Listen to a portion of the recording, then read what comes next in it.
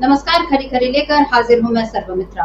राहुल गांधी से एक बार फिर मोदी सरकार को डर लगने लगा है, क्योंकि राहुल गांधी की जो कार्यशैली इस समय नजर आ रही है, हालांकि वो पहले भी इसी तरह से काम करते आए हैं, लेकिन जब से वो नेता प्रतिपक्ष बने हैं और उसके बाद भी जिस तरह वो आम लोगों के बीच पहुंच रहे हैं या आम लोगों को अपनी तकलीफें दूर करने के लिए राहुल गांधी ही आसरा नजर आते हैं, उससे ऐसा लगने लगा है कि राहुल गांधी असल मायनों में प्रधानमंत्री की तरह से काम कर रहे हैं, जबकि जो देश के असली प्रधानमंत्री हैं यानी नरेंद्र मोदी, उनका ध्यान केवल बातों में लगा हुआ है, अपनी मन की बात करने में लगा हुआ है या इधर उधर की जुमलेबाजी करने में लगा हुआ है। पिछले 24 घंटे के नरेंद्र मोदी के ट्विटर हैंडल को अगर हम देखें तो उसमें मन की बात को लेकर कई ट्वीट किए गए हैं। उसके अलावा तिरंगा फहराने का जो उत्सव है उसको लेकर बात हो रही है, असम की बात हो रही है, ड्रग्स से मुक्ति की बात हो रही है, ओलंपिक्स की बात हो रही है, तमाम तरह की बात हो रही है, लेकिन कहीं भी आम आदमी का दुख दर्द उनके ट्वीट में जाहिर नहीं हो रहा, और जो चीज ट्विटर पर यानी सोशल मीडिया पर जाहिर नहीं हो रही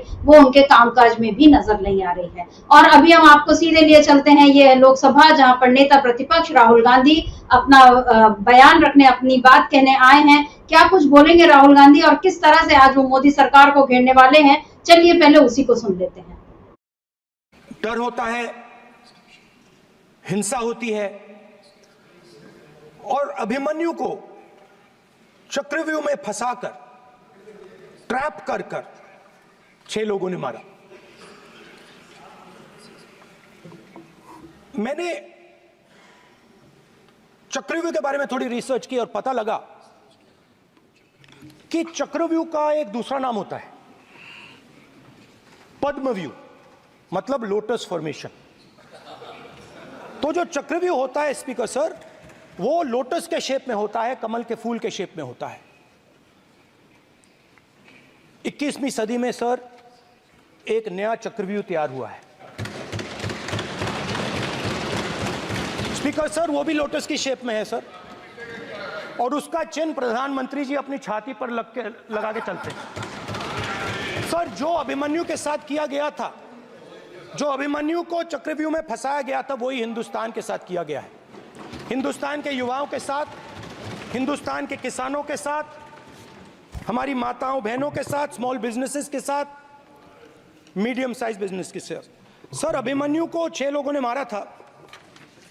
उनके नाम द्रोणाचार्य, कर्ण, कृपाचार्य, कृतवर्मा, अश्वत्थामा और शकुनी। सर आज भी चक्रव्यूह के बीच में 6 लोग हैं सर। चक्रव्यूह के बिल्कुल सेंटर में, चक्रव्यूह में हजारों लोग होते हैं सर, मगर उसके बिल्कुल सेंटर में 6 लोग कंट्रोल करते हैं। तो जैसे उस टाइम 6 लोग कंट्रोल करते थे, वैसे आज भी 6 लोग कंट्रोल कर रहे हैं चक्रव्यूह को। नरेंद्र मोदी जी, अमित शाह जी, मोहन भगवत जी, अजीत दोवल जी, अंबानी और अदानी जी कंट्रोल कर रहे हैं। प्लीज एक मिनट प्लीज। नहीं सर बोलने दीजिए। हाँ, आप बैठिए। माननीय सदस्य, आप संवैधानिक पद पर हैं। आपके कई माननीय सदस्यों ने यहाँ पर मुझे लिख कर दिया है कि जो माननीय सदस्य का सदस्य नहीं है उसका नाम नहीं लें। आपने लिख के दिया है। नो, आपने क्या, आप उसकी पालना करना चाहते हो? स्पीकर सर गलत।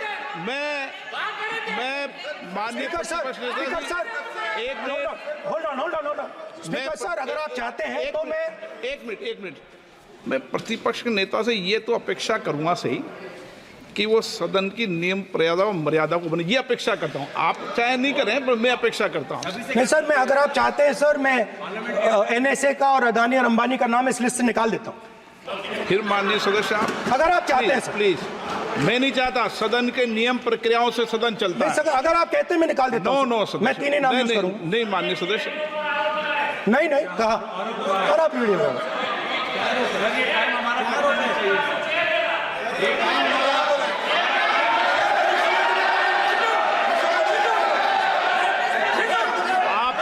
सब प्लीज, या आप समझाइए उनको। हाँ, आप Speaker sir, the Chakravyuh that has captured India has 3 forces behind it.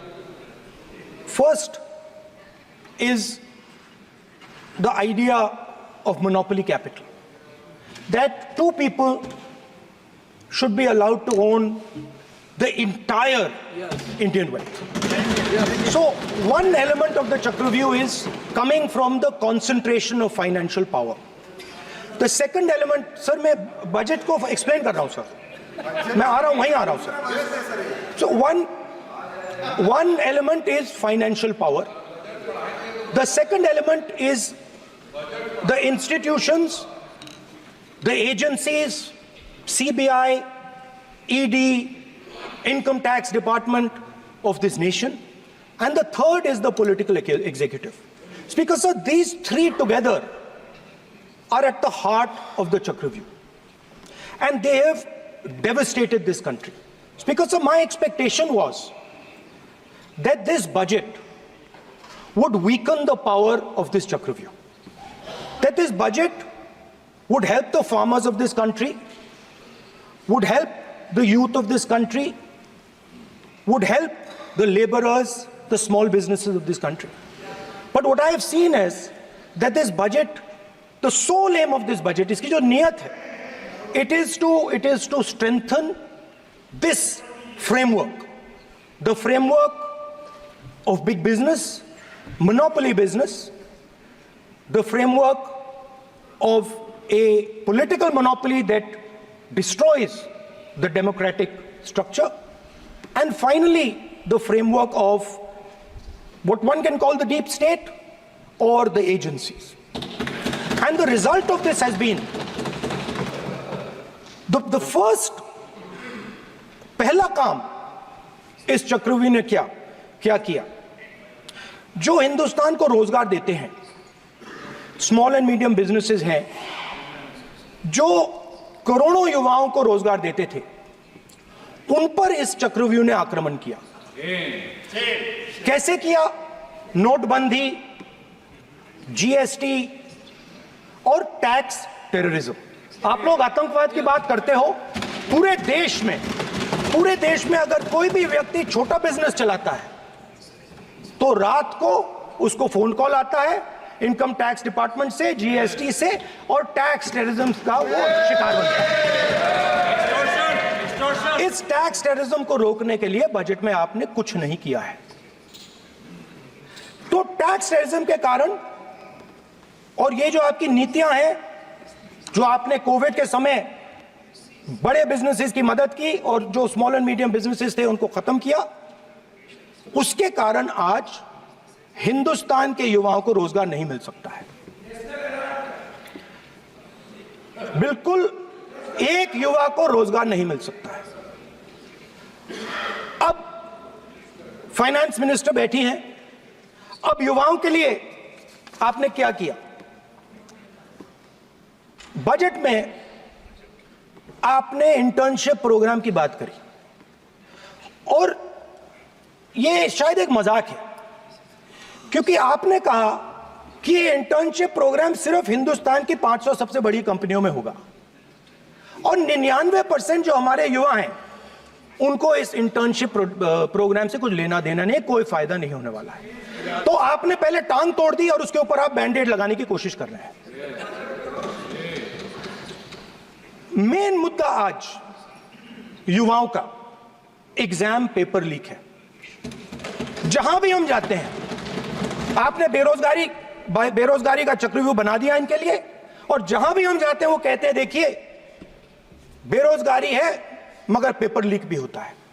तो आपने एक साइड पेपर लीक चक्रव्यूह, दूसरी साइड बेरोजगारी चक्रव्यूह. पेपर लीक मैं आपको बताता हूं 10 साल में 70 बार हुआ है. अगर आप जानना चाहते हैं 10 साल में 70 बार हुआ है. तो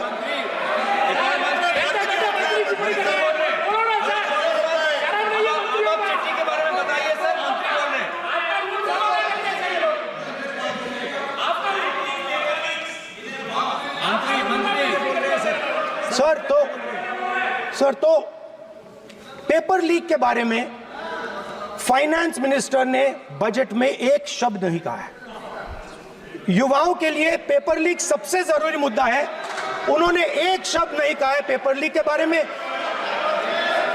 एक बार उन्होंने पेपर लीक नहीं कहा, और उल्टा जो एजुकेशन बजट में पैसा देना चाहिए था वो आपने 20 साल में सबसे कम पैसा दिया है। 2.5% of budget is gone to education. Sir दूसरी तरफ आपने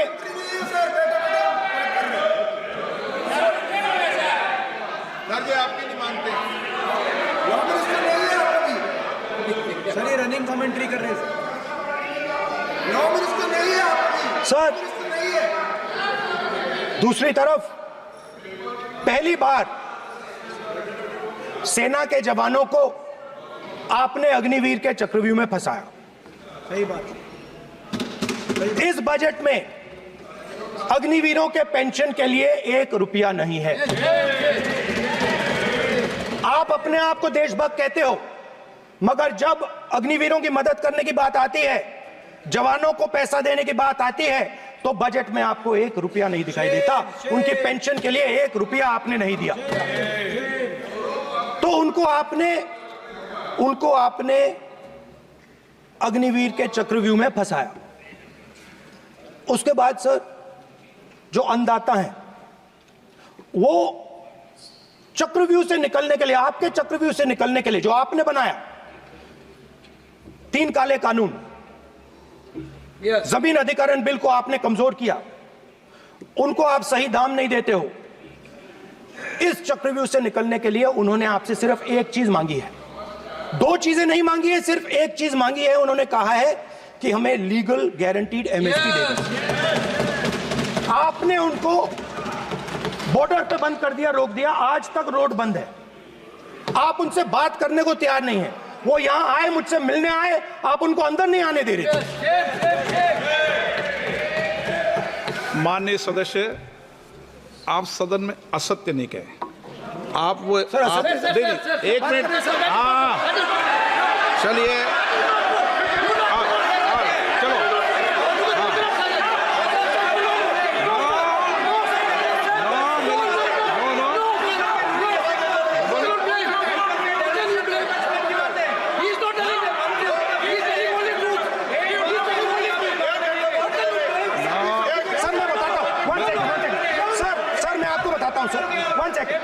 सर मैं आपको फैक्ट बताता हूं सर, जो मुझे एक सेकंड, हाँ बता, मैं आपको फैक्ट बताता हूं, फिर आप मुझे करेक्ट कर दीजिए। स्पीकर सर, फार्मर्स का डेलीगेशन नहीं सर, मैं आपको फैक्ट बताता हूं। पर आपके माननीय सदस्यों को कह दें वो सदन पर आरोप नहीं लगा है। रिपोर्ट से बोलता हूं मैं, बिना रिपोर्ट के नहीं बोलता हूं। बोलिए, उनको बोलने दीजिए, उनको बोलने दीजिए, आप बोलने दीजिए उनको, बोले, वो बोले, बताएं, मैं बताऊंगा। Speaker sir, 1 second. Speaker sir, मैं आपको बताता हूं जो मुझे मालूम है। स्पीकर सर, मैं आपको बताता हूं। बैठिए। स्पीकर सर, हुआ क्या, वहां पे सर मुझसे मिलने एक फार्मर का डेलीगेशन आया। मुझे बताया गया कि फार्मर के डेलीगेशन को अंदर नहीं आने देंगे। मैं उनसे मिलने जब गया तब उनको अंदर आने के दिया गया था। सर ये फैक्ट है सर। अब पता नहीं कोई मिसकम्युनिकेशन हुआ, वो अलग बात है, बट फैक्ट ये है कि जब मैं मीडिया के साथ वहां गया तब दरवाजे पार्लियामेंट के, संसद के उनके लिए खुले, उससे पहले वो बंद थे। ठीक है, और ये आप उनसे भी पूछ लीजिए सर। प्लीज, नो, प्लीज, एक मिनट प्लीज। आपने विषय उठाया इसलिए मैं बोल रहा हूं। ऐसे तो सदन की व्यवस्थाओं पर सवाल नहीं उठाना चाहिए। किसको आने दें, 1 मिनट प्लीज बैठिए, किसको आने दें, किसको अलाउ नहीं करने दें, ये स्पीकर का जुडिक्शन होता है। नंबर 1, जब ये सूचना आई आप मिले, उनसे अंदर मिले, लेकिन उसमें एक सदन की मर्यादा का उल्लंघन हुआ कि कभी भी सदन में माननीय सदस्य के अलावा दूसरा कोई व्यक्ति बाइट नहीं दे सकता। हाँ, और आपकी मौजूदगी में बाइट दी, ये क्लियर करना चाहता हूँ। सर ये टेक्निकलिटी है सर, ये मुझे मालूम नहीं थी। कोई बात, बट सर प्लीज, नो, माननीय आप मत बोलिए, आपके नेता बोल रहे हैं। तो स्पीकर सर, महिला आरक्षण आया तो ये आपको बेटे बेटे स्पीकर कमेंट्री सर, हम करने का चाहते अधिकार थे। नहीं है। माननीय प्रतिपक्ष के नेता आपके बेटे बेटे सदस्य कमेंट्री कर रहे हैं, फिर वो कहते हैं कि लोग क्यों कमेंट्री कर स्पीकर रहे हैं। सर, हम चाहते थे, हमारा एक्सपेक्टेशन था कि जो अन्नदाता है, जो सरकार से सिर्फ एक चीज मांग रहा है, लीगल गारंटीड एमएसपी। हमें लगता था कि ये कोई बड़ा काम नहीं है सर, ये इतना बड़ा काम नहीं है। हमें लगता था कि अगर सरकार बजट में इसका प्रोविजन कर देती, अगर बजट में इसका प्रोविजन कर देती, तो जो हमारे किसान हैं जो चक्रव्यूह में, आपके चक्रव्यूह में फंसे हैं, वो निकल पाते। ये हमारी थिंकिंग थी, मगर आपने नहीं किया। तो मैं यहां इंडिया गठबंधन के तरफ से गारंटी देता हूं कि हम ये काम करके दिखा देंगे। जो आपने अपने बजट में नहीं किया, वो मैं हिंदुस्तान के सब किसानों से कहना चाहता हूं, गारंटीड लीगल एमएसपी हम इस सदन में पास करके आपको देंगे। स्पीकर सर, जो मिडिल क्लास है सर, वो प्रधानमंत्री को अच्छी बात बोलो,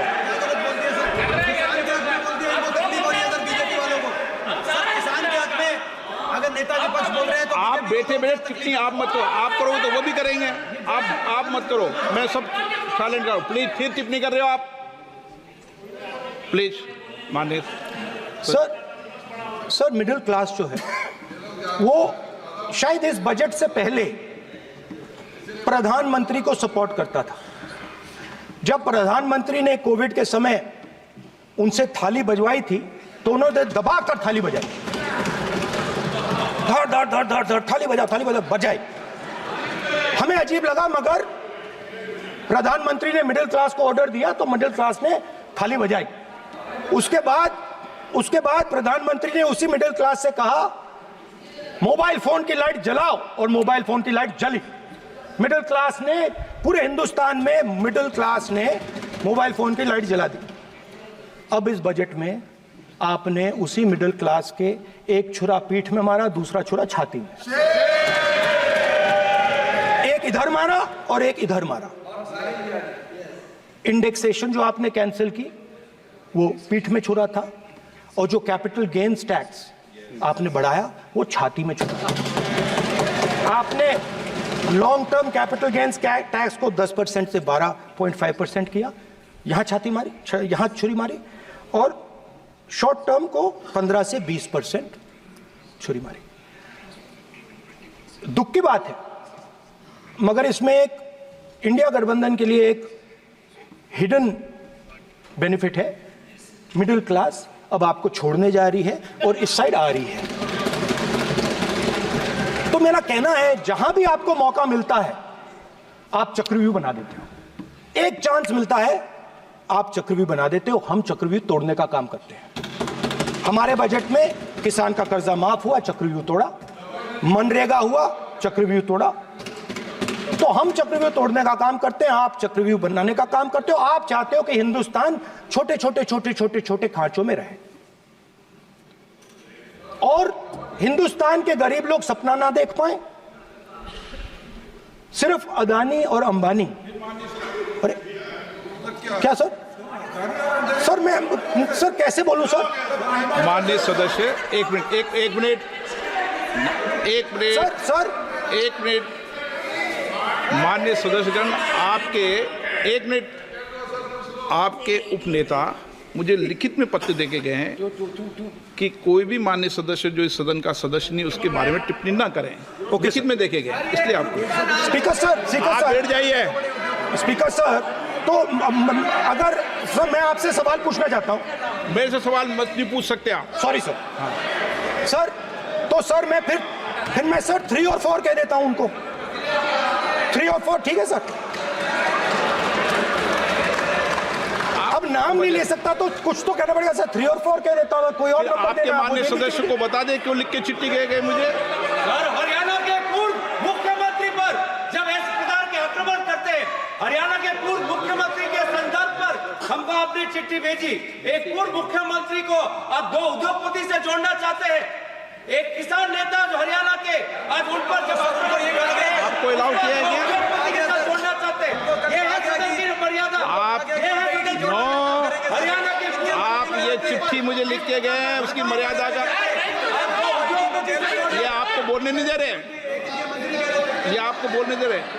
आपसे मेरी ये अपेक्षा है आपसे, आप सदन, एक मिनट प्लीज, आप सदन के नेता, सदन के आप प्रतिपक्ष के नेता हैं, ये सदन की अपेक्षा रहती है कि हम सदन का डेकोरम, डिसिप्लिन और उसको बढ़ा के रखें। स्पीकर सर, इसलिए आप जो विषय रखें वो नियम प्रक्रिया में रखें। स्पीकर सर मगर मैं ये कैसे कहूं, इन लोगों के इनका इंडिकेशन कैसे दूं मैं सर?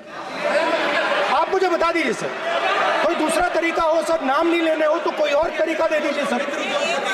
अच्छा एक मिनट, आप ज्ञान मत बांटो उनको, वो ज्ञानी है। सर A1 A2 चलेगा सर, A1 A2। माननीय प्रतिपक्ष के नेता, मैं आपसे फिर अपेक्षा कर रहा हूं कि आप कम से कम नियम प्रक्रियाओं की पालना करेंगे।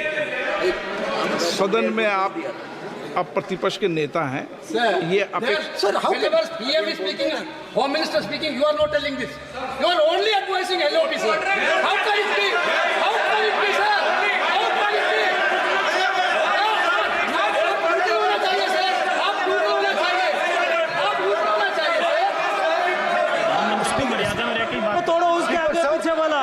स्पीकर सर, मैं तो सबसे ये अपेक्षा, आप बैठ जाइए। आप किसने कहा? प्लीज बैठिए। पॉइंट ऑफ ऑर्डर जानते हो? पॉइंट ऑफ ऑर्डर क्या होता है? प्लीज बैठो। तुम्हारे नेता बोल रहे हैं point of order, please. Speaker sir, एक मिनट प्लीज, बैठिए। एक स्पीकर सर, ये जो लोग, ये दो लोग हैं सर, ये हिंदुस्तान के इंफ्रास्ट्रक्चर को, बिजनेस को कंट्रोल करते हैं सर। इनके पास एयरपोर्ट है, टेलीकॉम का सिस्टम है, अब पोर्ट्स हैं, अब रेलवेज में जा रहे हैं। सर हमें इतना बड़ा कॉन्ट्रैक्ट दिया, वो भी बोल दो सर। इनके पास राजस्थान वाला भी बोलो सर। इनके पास हिंदुस्तान का पूरा धन का मोनोपोली है सर।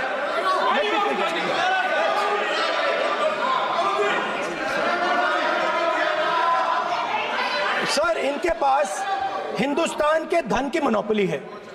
तो सर मैं समझ नहीं पा रहा हूं इनके बारे में मैं इंडिकेट कैसे करूं? इनके बारे में बोलना तो पड़ेगा सर। अगर आप हमें कहो कि इन दोनों के बारे में आप बोल ही नहीं सकते तो वो तो हमारे लिए एक्सेप्टेबल ही नहीं है सर। हमें तो बोलना है। अब आप चाहते हो कि नाम ना ले तो कोई और सिस्टम दे दीजिए हमें। आपके संसदीय कार्य मंत्री जी, please please. No, I'm not giving. I'm not yielding. I'm not yielding. I'm not yielding. I'm not yielding. Sit down. I'm not yielding. I'm not yielding. Sit down. I'm not yielding.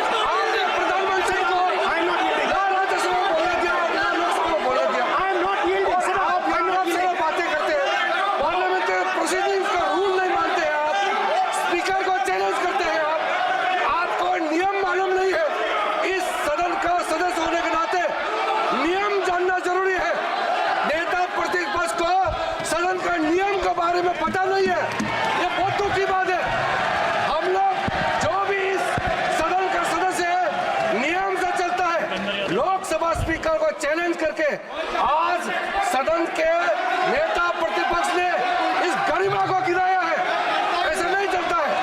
देश नियम से चलता है, सदन नियम से चलता है, संविधान से चलता है। ऐसा नहीं होता है।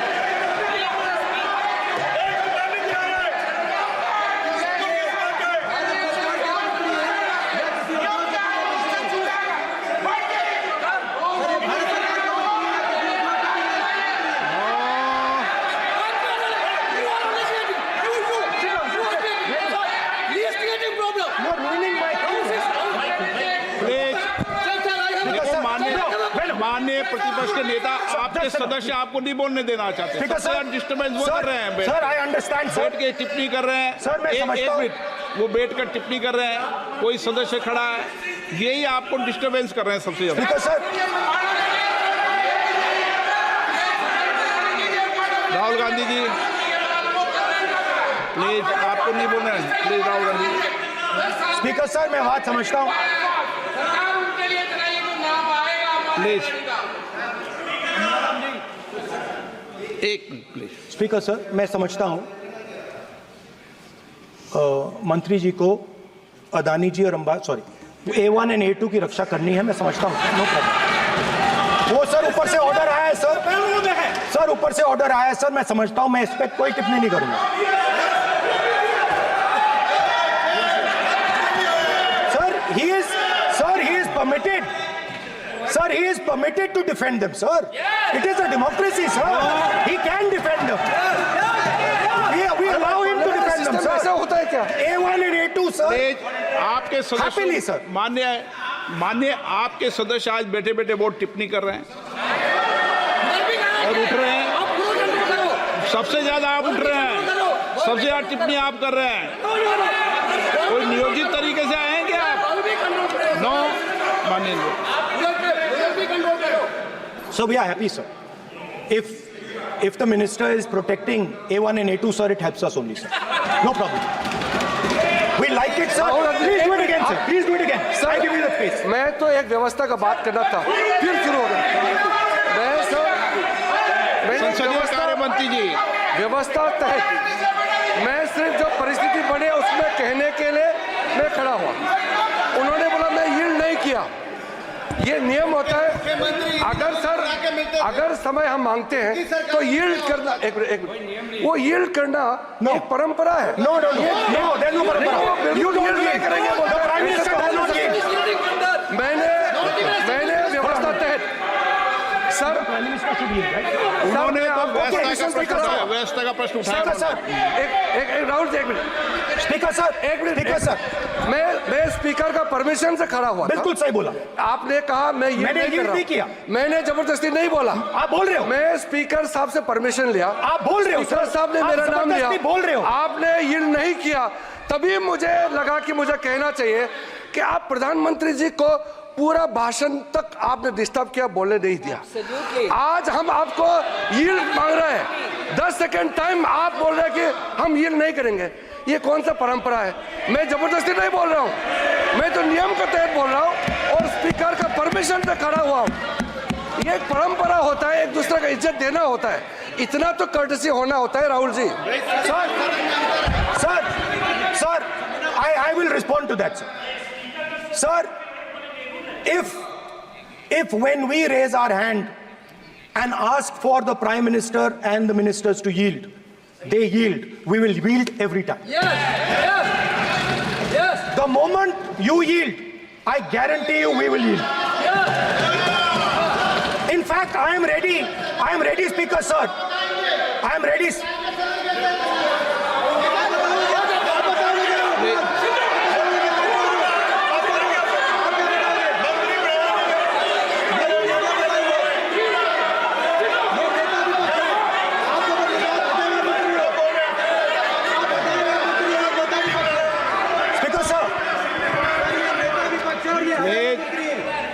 देखिए, आप सभी लोग आप प्रतिपक्ष के नेता को डिस्टर्बेंस कर रहे हैं और मैं आपको बार बार आप डिस्टर्बेंस कर रहे हैं और वेणुगोपाल जी सब जगह डिस्टर्बेंस कर रहे हैं। आप नोट कर लीजिए, ये योजना से देश में, स्पीकर सर, देश में ये कौन कर रहा है? तकरीबन 73% दलित, आदिवासी और पिछड़े वर्ग के लोग हैं और ये हिंदुस्तान की मेन शक्ति है, स्ट्रेंथ है। और सच्चाई है कि इनको कहीं भी जगह नहीं मिलती है। इनको बिजनेस में जगह नहीं मिलती है, इनको कॉर्पोरेट इंडिया में जगह नहीं मिलती है, इनको सरकारों में जगह नहीं मिलती है।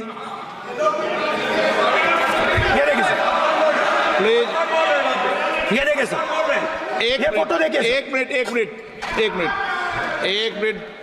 प्रतिपक्ष, एक मिनट।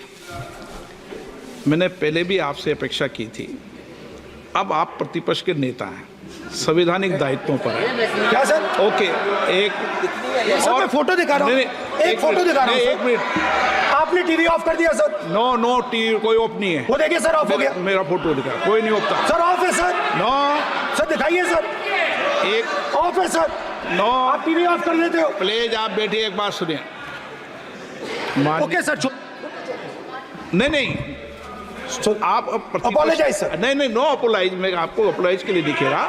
आप प्रतिपक्ष के नेता है तो मेरी ये अपेक्षा रहती है कि सर ये देखिए सर, बंद होगी। आप सदन की मर्यादा को रखें। सर जब भी मैं उसको हटाना चाहता हूं मुझे ये करना है सर, वो हटो देखो आगे।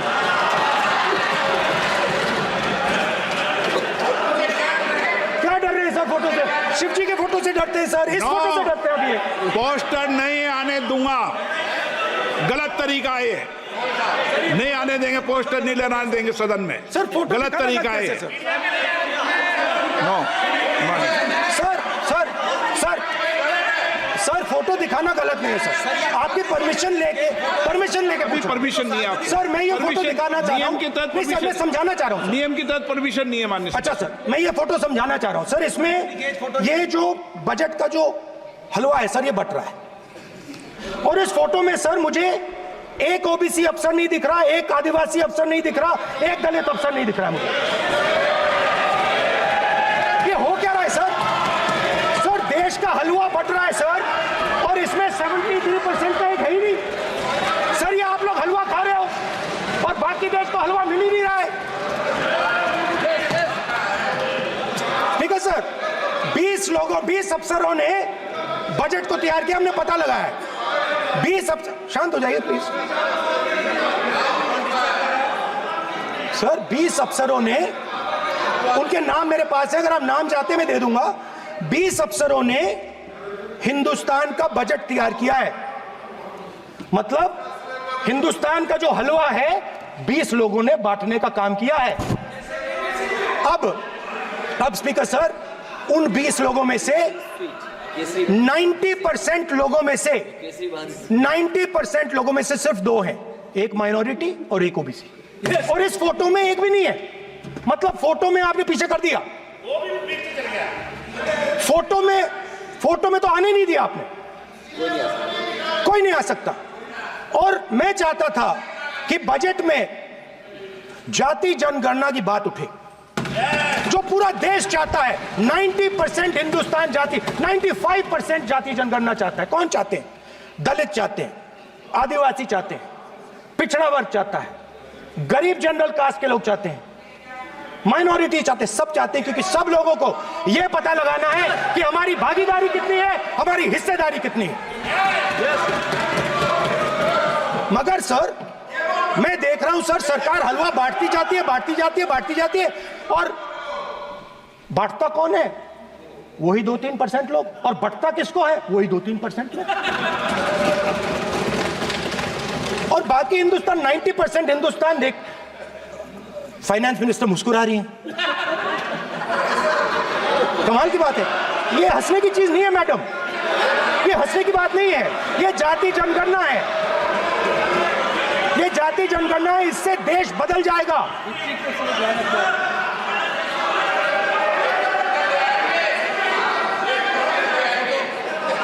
सर आपको सर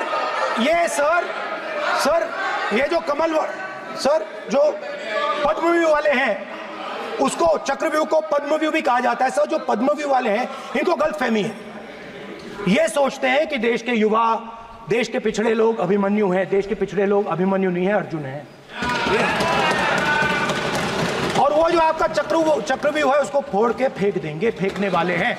पहला कदम इंडिया गठबंधन ने ले लिया, आपके प्रधानमंत्री की कॉन्फिडेंस को हमने उड़ा दिया। मतलब आपके प्रधानमंत्री भाषण में आ ही नहीं पा रहे। और मैं आपको एडवांस में बता देता हूं, मेरे भाषण में कभी नहीं आएंगे सर। अरे सर इसमें क्या गलती है सर? एक बात बताइए,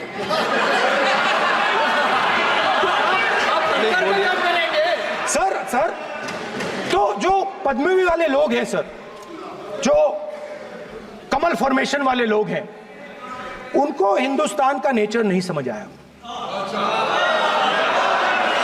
हिंसा, नफरत हिंदुस्तान का नेचर नहीं है। चक्रव्यूह हिंदुस्तान का नेचर नहीं है। हिंदुस्तान का नेचर अलग है। हिंदुस्तान के नेचर के बारे में अब मैं आपको बनाना चाहता हूं। हर धर्म में चक्रव्यूह के खिलाफ फॉर्मेशन होता है, हर धर्म में। माननीय सदस्य, आप जानते हो हिंदू धर्म में चक्रव्यूह का ऑपोजिट क्या होता है, जानते हो आप चेयर को एड्रेस। मैं बताता हूं सर। शिव की बारात होती है सर। शिव की बारात में कोई भी आ सकता है, किसी भी धर्म का कोई भी व्यक्ति आ सकता है, बारात में आ सकता है, नाच सकता है, गा सकता है, अपना सपना देख सकता है। सर, गुरु नानक जी, सिखों की बात करी जाए तो सेवा करने से किसी को नहीं रोका जा सकता है, लंगर से किसी को बाहर नहीं फेंका जा सकता है। सर, इस्लाम में कोई भी मस्जिद में आ सकता है, चर्च में कोई भी घुस सकता है, संघा में कोई भी आ सकता है सर, मगर इनके चक्रव्यूह में सिर्फ 6 लोग हैं सर। तो ये लड़ाई शिव की बारात और चक्रव्यूह के बीच में है।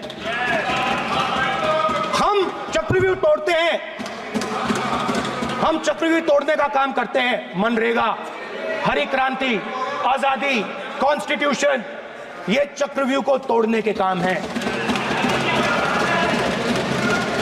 इससे देश में खुशी आती है, डर मिटता है, कॉन्फिडेंस आती है। आप पद्मव्यूह चक्रव्यूह बनाने का काम करते हो। चक्रव्यूह शिव की बारात को हरा ही नहीं सकता है। आप अपने इतिहास को देखिए। आप अपने आप को हिंदू कहते हो, आप हिंदू कहते हो, आप हिंदू धर्म को समझते नहीं हो।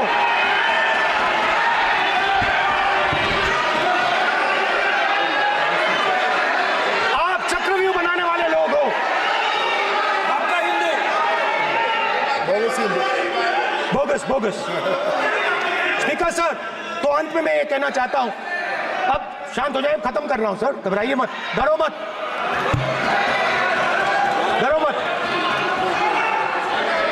स्पीकर सर,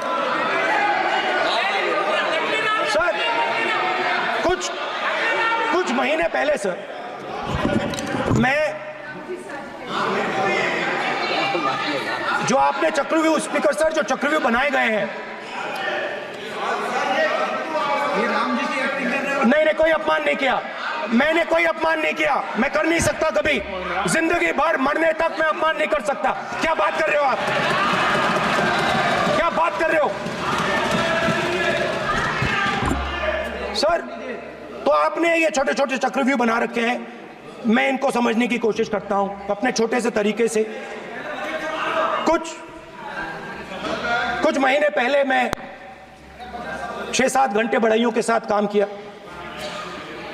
वहां विश्वकर्मा जी थे, उनसे मैंने एक सवाल पूछा। मैंने उनसे कहा कि आपको किस चीज से दुख होता है, किस चीज से आपको दर्द होता है? उन्होंने मुझे कहा, राहुल बात सुनिए, आपको समझ आ जाएगी, बात सुनिए, समझिए। सर इंटरप्ट कर रहे हैं सर, अब बोलिए, सर देखिए, आप इतना इंटरप्ट करते हो और बोलते हो बेटे, आप तो पूरे भाषण में बेल में आ जाते हो, सवाल करते हो इंटरप्ट करने का। स्पीकर सर, तो मैंने विश्वकर्मा जी से पूछा कि आप यहां सालों से बढ़ाई का काम कर रहे हो, आप सालों काम पूरे देश में, अगर आप देखोगे मिलेंगे, ढूंढो, आपको अपने घर में नहीं मिलेंगे, पूरे देश में मिलेंगे, ढूंढो जाके। तो मैंने उनसे पूछा, विश्वकर्मा जी आपको दर्द किस बात का होता है, दुख किस बात का होता है? तो उन्होंने कहा, राहुल मैं ये टेबल बना रहा हूं, मगर राहुल जी कहा, राहुल जी अब कहा वो मुझे अच्छा नहीं लगा, मगर कहा सच्चाई है। तो उसने कहा, राहुल जी मुझे दुख इस बात का होता है, कि मैं ये टेबल बनाता हूं, मगर जिस शोरूम में ये टेबल रखी जाती है उस शोरूम में मैं अंदर जा ही नहीं सकता। कुछ ही दिन पहले सुल्तानपुर के रास्ते पे मैं एक भाई के साथ, मोची भाई के साथ बैठा, उससे मैंने ये सवाल पूछा, आपको दुख किस बात का होता है? कहता है राहुल जी, मेरा सम्मान सिर्फ मेरे पिता ने किया था और किसी ने नहीं किया। तो मेरा कहना है सर, ये जो आपने चक्रव्यूह बनाया है, इस चक्रव्यूह से करोड़ों लोगों को नुकसान हो रहा है, दर्द पहुंच रहा है, और हम इस चक्रव्यूह को तोड़ने जा रहे हैं। और तोड़ने का सबसे बड़ा तरीका जिससे आप लोग डरते हो, कांपते हो, वो है जाति जनगणना।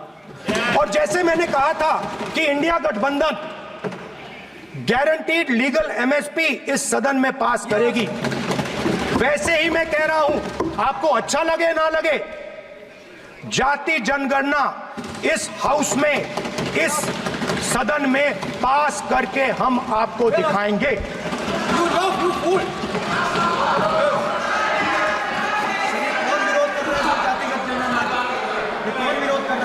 क्यों बैठे बैठे टिप्पणी कर रहे हो आप? क्यों बैठे बैठे टिप्पणी कर रहे हो? फिर वो टिप्पणी करेंगे। स्पीकर सर, जाति जनगणना से ये जो छोटे छोटे खांचे आपने बनाए हैं, ये जो आपने सिस्टम बनाया है, चक्रव्यूह का सिस्टम बनाया है, ये टूट जाएगा। और इसके लिए हम पूरा दम लगा के, पूरा इंडिया गठबंधन दम लगा के ये काम करेगा। धन्यवाद। जय हिंद।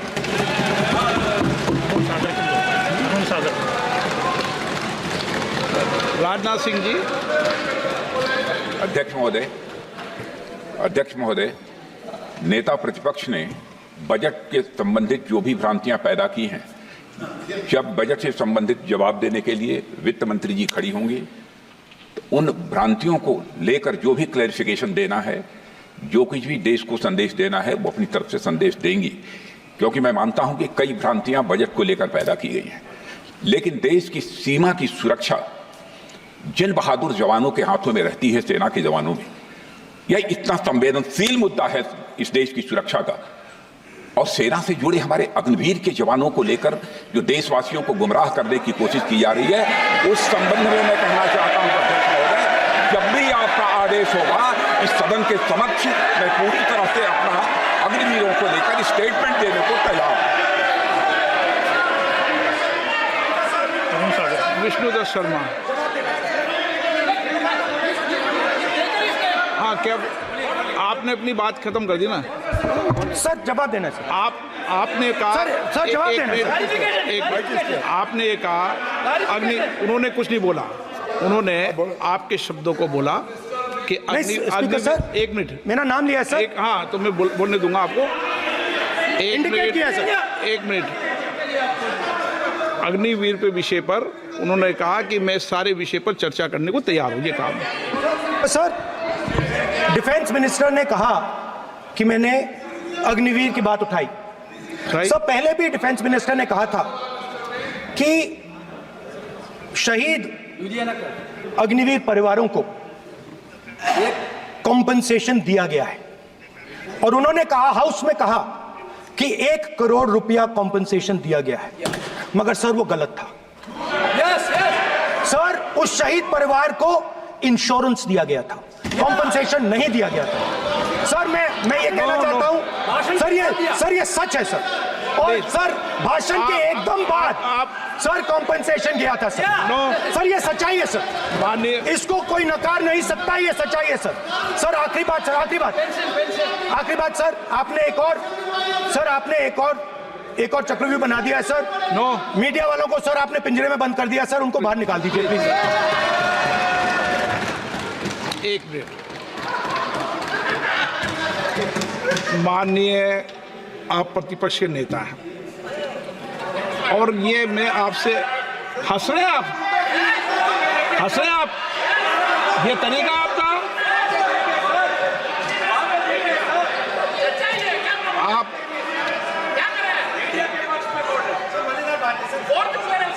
बैठे बैठे टिप्पणी नहीं करें।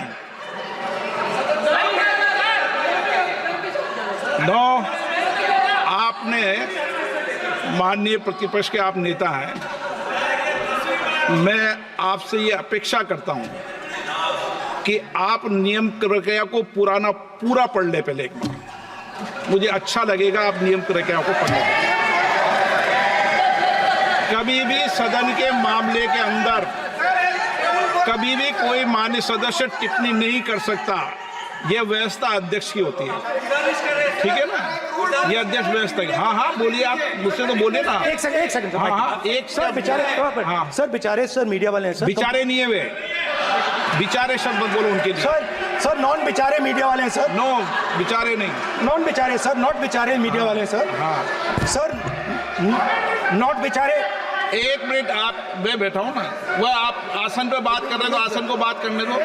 नहीं नो मैं बताऊँ सर, नॉट बेचारे मीडिया वालों ने कहा है सर कि प्लीज, उन्होंने मुझसे कहा है कि आपसे हाथ जोड़कर कहें कि उनको निकलने दें, क्योंकि वो बड़े डिस्टर्बेंस है। एक मिनट प्लीज, एक मिनट।